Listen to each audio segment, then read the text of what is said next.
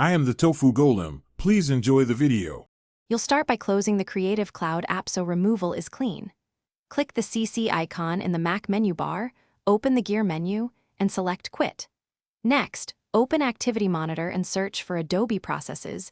Quit any remaining items like Adobe Desktop Service. If you're signed into a shared account, sign out now to avoid license issues.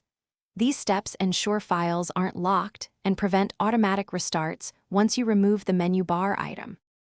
Now perform the core removal steps. If you have Adobe's Cleaner tool, run it and choose the Creative Cloud desktop app to remove menu integration. This is the safest automated route.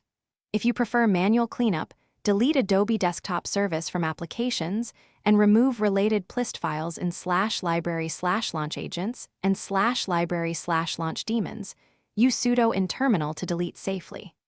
Once done, reboot or log out to ensure the menu bar item doesn't persist because launch agents reload at login.